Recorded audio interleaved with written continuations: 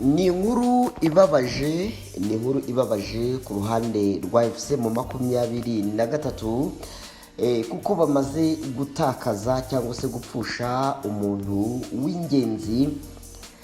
Intara rero ya Kivu y'Amajyepfo ikaba yatangaje ku nkuru y'incamugongo y'urupfu rutunguranye rwa vice guverineri wayo ushinzwe imari, akaba yitwaga Bwana Gashingira Juvenali.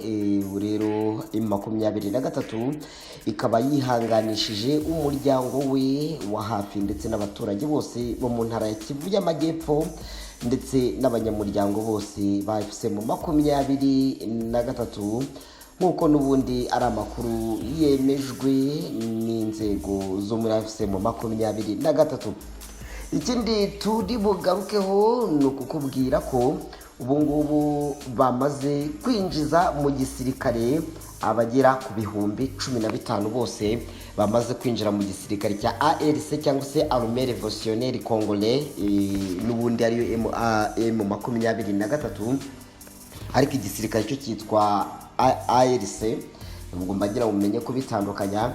Ikindi turi bugarukeho ndakubwira, Afrika y'Epfo hari ishyaka ryagize gutya ryikorera mu mitana rwose rirangije rigaya igisirikare muri rusange cya Afrika y'Epfo. Iryo ari ishyaka ryitwa DA cyangwa se Democratic Alliance, ryagize gutya rwose rinenga igisirikare cya Afrika y'Epfo ngo kimaze iminsi gitaha. Murabizi ko bari gutaha, ngo none ngo bari kwigamba ngo ko batatsinzwe. Muri make ngo bari kwigamba intsinzi, ngo nubwo ngo bafatanywe Goma, ngo ariko ngo baratsinze. Ibyo byose rero nibyo turi bugarukeho. Reka rero ngusabe ukore subscribe niba utarayikora, kandi nawe wayikoze ngusaba kujya ukora like ugakora share ku biganiro tuba twakoze kugira ngo bigere kuri benshi. Ni amakuru ya politiki, diplomasi, umutekano n'ubutabera tuba tugarutseho nk'ibisanzwe.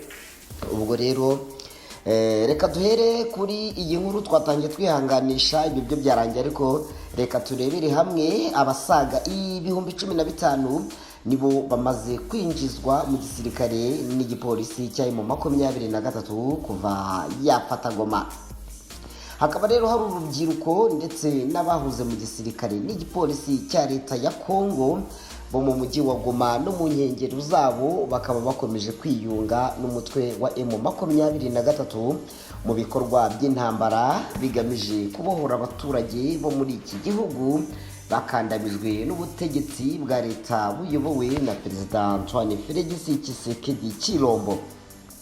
Ibikorwa rero byo kwakira urubyiruko n'abahoze mu nzego z'umutekano muri Kivu y'Amajyaruguru kuri ubu bikaba bibera kuri Stade d'Unité mu mujyi wa Goma, ahasanzwe hari icyicaro gikuru cya polisi muri iyi ntara, aho n'undi bakira buri wese ufite ubushake ndetse batarobanura. Hanyuma rero bamwe mu bo ibitangazamakuru byaganirije ubwo byageraga muri iyi stade biteguye kurizwa imodoka ngo berekeze mu kigo bari bagiye gutorezwamo cyangwa guherwamo imyitozo ya gisirikare. Mbere y'uko berekezwa ku rugamba, bavuga ko rero nta wabakuye mu rugo iwabo, ahubwo ko babitekerejeho ku bushake bwabo ndetse nta gahato, nyuma yo kubona ko umutwe mu 23 urajwe ishinga no gushakira umuturage umutekano. Umuvugizi wa M23 mu bya politiki yitwa Dr Oscar Barinda avuga ko rero kuva umutwe wa FC mu 23 wafata umujyi wa Goma, urubyiruko ndetse n'abahuze mu nzego z'umutekano basaga 15 aribo bamaze kwiyunga na M23 nyuma yo kubona akazi katoroshye uyu mutwe wa M23 wakoze, haba ku manywa na nijoro, haba mu rugamba rwo gushakira abaturage umutekano. Uyu muvugizi rero Oscar Barinda yagize ati, aba ni abaturage bafite imbaraga bemeye gusiga imiryango yabo ndetse bakaza gufatanya n'igisirikare cya ARC mu rugamba rwo kubohora igihugu cyabo. Ati turashimira cyane kuba rero bemeye umuhamagaro wa FC mu 23. Ni ibintu byiza cyane kandi ni inshingano z'umunyekongo gufatanya n'abandi mu kubaka igihugu haba mu mutekano ndetse n'iterambere ry'igihugu muri rusange. Hanyuma rero nanone Dr kandi Barinda kandi yavuze ko ubu ngubu ari ubutumwa bukomeye kuri leta ya Kinshasa, kuko bivuze ko nyuma yo gufata umujyi wa Goma na Bukavu n'ibindi bice ndetse n'imijyi ikomeye nayo biri mu nzira zo gufatwa, kandi bikozwe n'abaturage ba Kongo bemeye kwitandukanya n'ubutegetsi bubi bwa Tshisekedi. Hanyuma rero umuvugizi wa M23 wungirije mu bya gisirikare yitwa Lieutenant Colonel Wiringoma avuga ko M23 yakoze ibishoboka byose hakaboneka urubyiruko rukeya rwitanga rubohora igice gitoya cya Kongo, ndetse ko kandi n'abandi nabo bagiye gutozwa nabo bakabohora abandi nk'uko nabo babohowe, kandi ko nta mpamvu yo gusubira inyuma ku muntu wese ufite ubushake bwo kwifatanya n'abandi muri uru rugamba. Hanyuma rero umuyobozi wa M23 kandi ubuyobozi bwayo busobanura ko na n'ubu amarembo agifunguye ku banyekongo aba ari bo bose babifuza kwinjira mu gisirikare cya RC ndetse agafatanya n'abandi kurwanira igihugu, ko ubuyobozi bwiteguye kwakira aho banyura hose haba mu nzego z'ibanze za gisirikare n'iza gisivile. Ngo icyambere rero n'ubushake no kumenya intego ikujyanye kandi ukagiharanira kugera ukigezeho.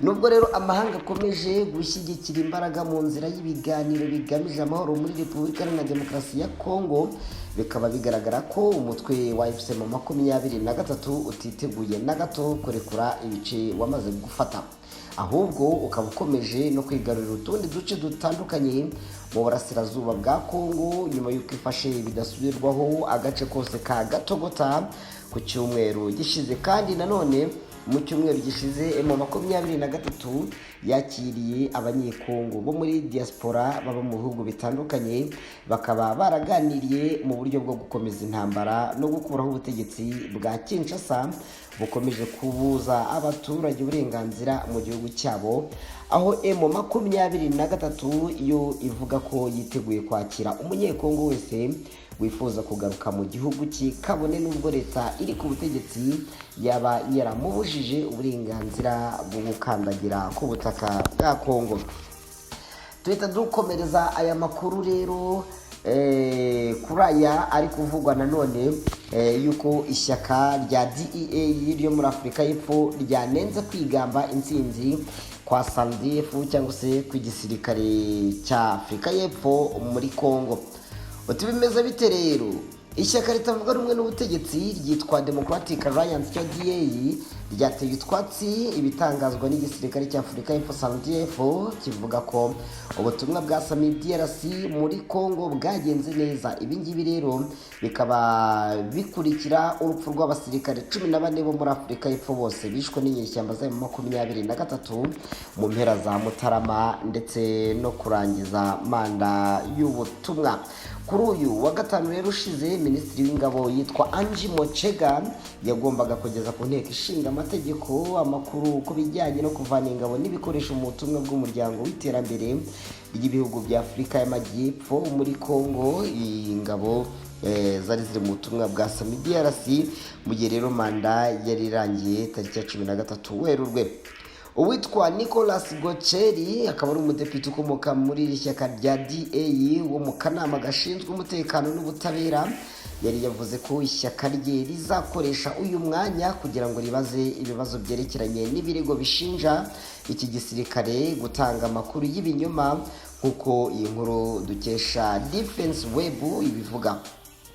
Uyu Gosteri yagize ati urupfu rw'abasirikare 14 ba Afurika y'Epfo ndetse n'74 bakomeretse ku rugamba, aba bagabo n'abagore b'intwari boherejwe mu karere kahungabanyijwe n'imirwano nta bufasha bwo mu kirere bahawe ibikoresho bihagije, ndetse ntabwo ari inkuru nziza n'amahano yagwiriwe kuri iki gihugu.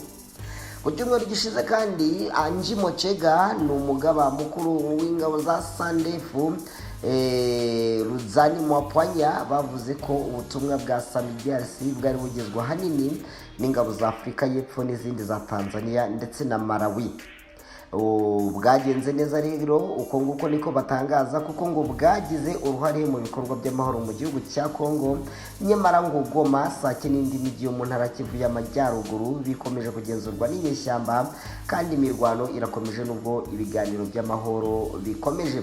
Hanyuma rero umuyobozi ushinzwe isuzuma ry'ingabo muri Afurika y'Epfo akaba yitwa Darlin Olivier yagize ati ni byiza rwose kutemera ibivugwa by'insinzi no gusaba ibisobanuro bijyanye na Samiderasi. Yakomeje agira ati njye mbona rero ko yari yarananiwe mu nshingano zo gufasha ingabo za FARDC, byangijwe n'umubare udahagije ndetse nta bufasha bwo mu kirere, n'ubundi ahantu hari ibirindiro ngo hari hafi no kutagira umupangu ba. Mbese abashinja kuba baragiye gutanga ubufasha cyangwa se kurwana, ariko mu by'ukuri nta plan B bafite. Ibi ngibi biri mu byatumye Afurika y'Epfo itsindwa uru rugamba, nubwo bivuga ko n'ubundi hari abagiye gukorwaho iperereza ngo basobanure. Undagira ati ariko rero dukeneye gusobanura neza ibyashobokaga ukurikije ibyashyizwe ahagaragara. Samiderasi na SANDF ntibari bashoboye kubuza ubwabo ingabo za M23 n'u Rwanda kurenga Sake na Goma, mu gihe FARDC inaniwe gushikama. Ibyo byari gusaba ingufu nyinshi cyane. Yakomeje agira ati mu buryo nk'ubwo rero imitwe myinshi ya MONUSCO harimo n'Abanyafurika y'Epfo yarwanye cyane kugira ngo igerageze guhagarika igitero cya M23 muri Operation Springbok 3, ndetse itakaza ingabo zishinzwe kubungabunga amahoro muri icyo gikorwa. Ariko MONUSCO yo yahagaritse imirwano maze igirana imishyikirano yo guhagarika imirwano FARDC umaze gutsimburwa nk'uko Samiderasi yabigenje.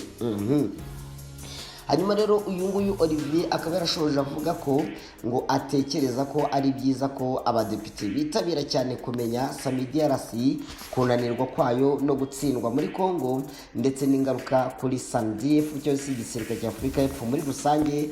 Agira ati kandi ndizera ko ibyo bizavamo ivugurura rikomeye ndetse n'inkunga y'inyongera ku gisirikare cya Afurika y'Epfo.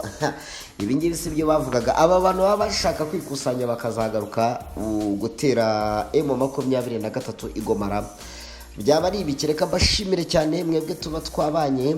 Ubwo niba warakoze subscribe byaba ari byiza cyane, ubwo bayo utarayikora nabyo wabikora cyane. Murumva ko akantu k'akagiripe karimo, ariko ibyo ngibyo ntabwo bizajya bituma ntabagezaho amakuru kugeza igihe cyose nzaba maze kumererwa neza. Reka mbashimire cyane, adusubire no mu yandi.